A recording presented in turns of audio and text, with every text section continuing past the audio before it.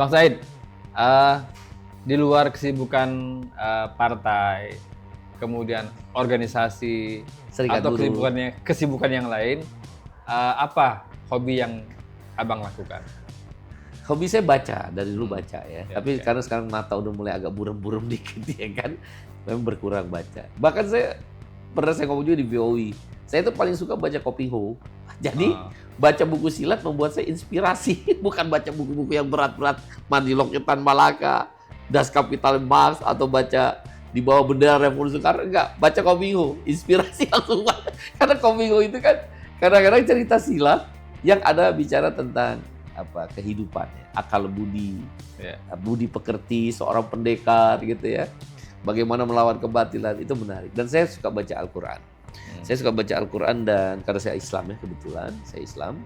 Baca Al-Quran dan artinya. Itu saya senang sekali baca itu. Dan beberapa buku-buku agama. Jadi saya memang tidak terlalu banyak bacaan terhadap buku-buku kenegaraan. Tapi saya suka buku-buku yang sifatnya filosofi ya, filsafat, agama, dan komik yang ringan-ringan. Gundala Putra Petir, Godam, ya kan? Godam. Jadi itulah hobi saya. Kalaupun dulu masih muda main bola. Main kali bola. Ya. Bola. Oke. Dulu kalau main bola posisinya striker atau back atau apa? Itu apa tuh kalau yang bagian belakang back. Back. Ya? Kaki saya patah dulu diajar sama penyerang. Setiap main bola patah kaki, Jadi kayak saya tinggal di Condet, kemana itu ke Haji Latif ya. Haji Latif kan tukang urut yang pakai minyak, istilah terkenal. Jadi habis main bola pasti ke situ. Karena patah terus. Ya bola membuat kita berlari cepat, bertahan ketika ada serangan, dan balik menyerang ketika ada kesempatan. Itu kan sebenarnya strategi ya, bisa strategi politik, bisa strategi serikat buruh, bisa strategi berunding. Ada sebuah nilai-nilai yang bisa kita ambil dari bermain bola itu. Ya. Permainan bola ya, kan? Iya. Baik dari sisi kesehatannya maupun Fisik, dari ya. filosofinya, ya, Bang. Filosofinya, iya. Nah, kalau untuk pemain bola, abang punya idola? Siapa pemain bolanya? Dulu kan Pele tuh. Oh, Pele Pasti ya? saya jagoannya Brazil terus. Oke Brazil aja. Apa-apa Brazil aja.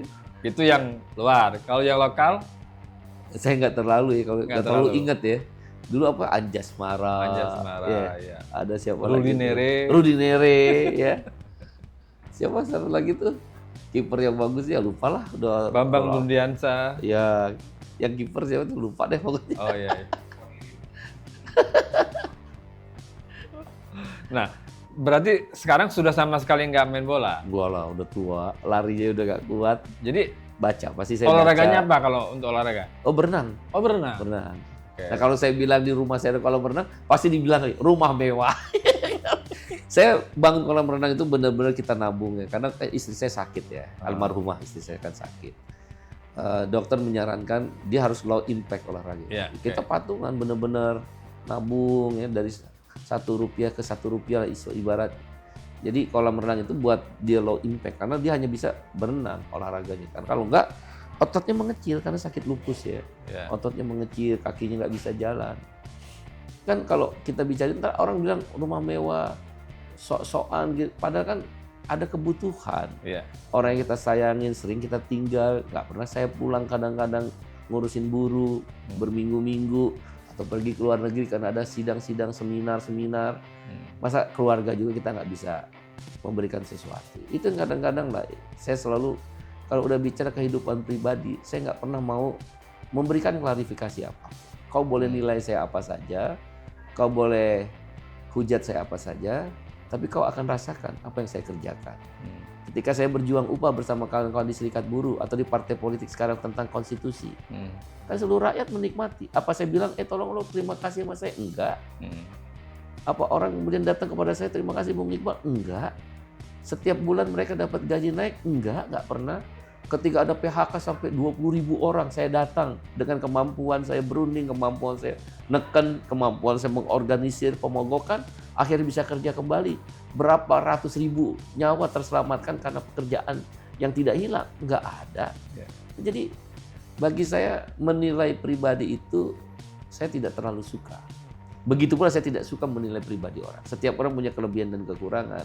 Yang paling penting adalah apa yang kita kerjakan memberikan manfaatnya. Sudah cukup. Tanpa harus kita menunggu orang berterima kasih kepada kita. Saya pikir itu. Bagaimana setiap orang sekarang menikmati BPJS. Berapa kali saya mau dibawa penjara gara-gara saya mengorganisir pemogokan BPJS. Sekarang setiap orang nggak ada yang ditolak di rumah sakit berobat. 3 tahun kita berjuang, turun ke jalan. Berapa uang yang dikumpulkan dari buruh yang patungan. Kan semua orang nggak tahu proses itu.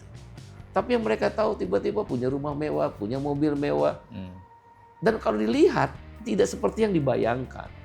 Jadi sekali lagi, hal-hal yang bersifat pribadi saya kurang terlalu suka ya untuk menjadi bahan diskusi. Sebaliknya saya juga tidak terlalu suka menilai pribadi orang. Yang penting apa yang dia bertindak. Kalau orang salah, jangan dihujat. Kita kasih nasihat atau kita kasih pandangan. Kalau orang benar, kita dukung. Itu aja sih sebenarnya. Makanya saya lebih senang menjadi hobi itu baca. Mungkin itu kali ya.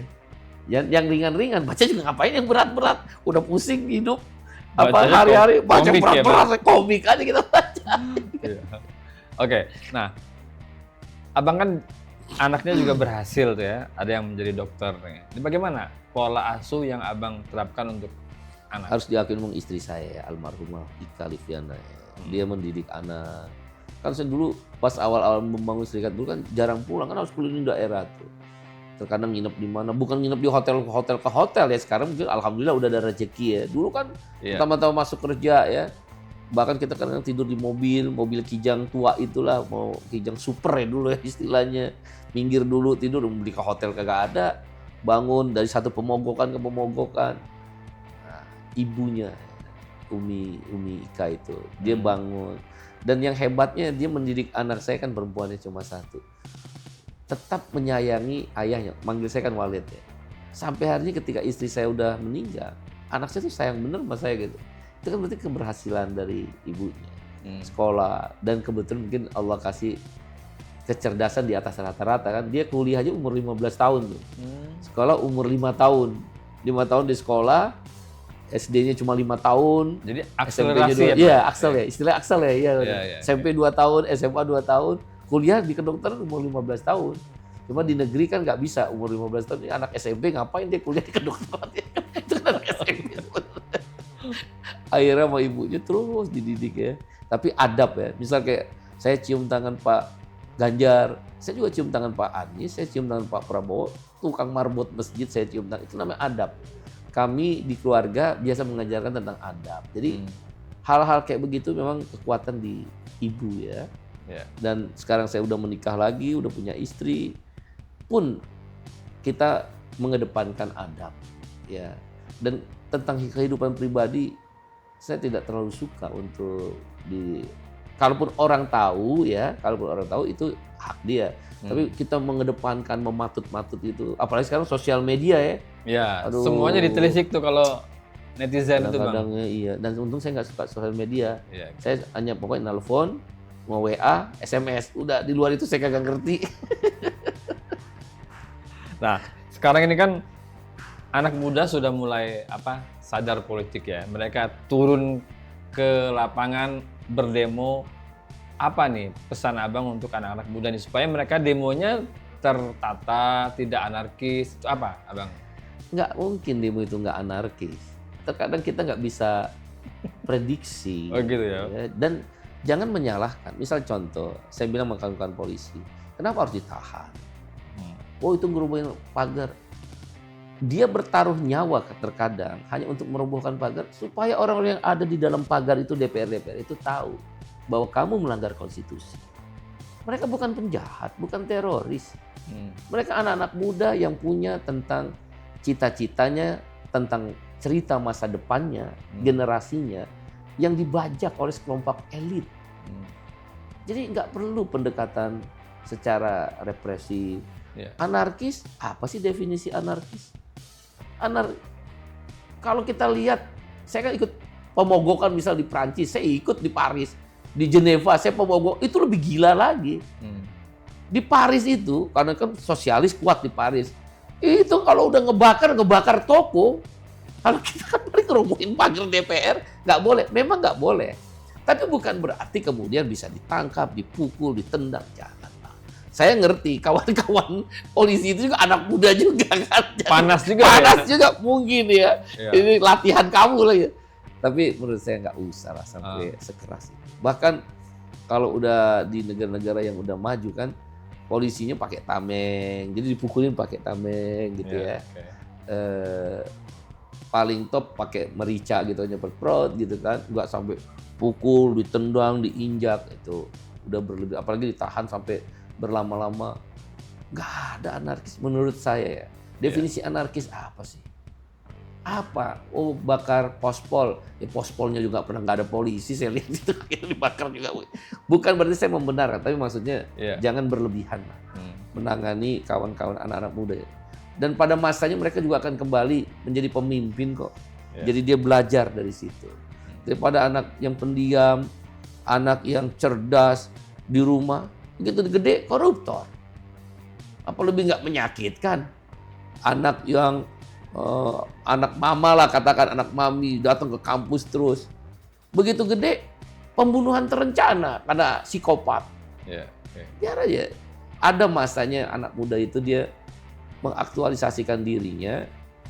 Yang paling penting mungkin ya diarahkan, diingatkan tanpa harus dihukum secara berlebihan.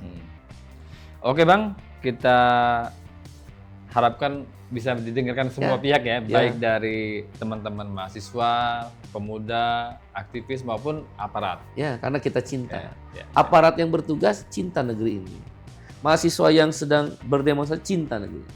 Partai politik yang masuk ke dalam gelanggang politik di lembaga-lembaga yudikatif, eksekutif maupun legislatif juga cinta negeri ini. Kita mencintai negeri dengan cara kita. Yang tidak boleh kamu merasa paling benar, kemudian kamu menghantam orang untuk tidak bisa bersuara. Itu yang nggak boleh. Demikian, makasih. Siap Bang, terima kasih. Semoga ini didengarkan orang banyak ya Bang. Amin, amin, amin, amin.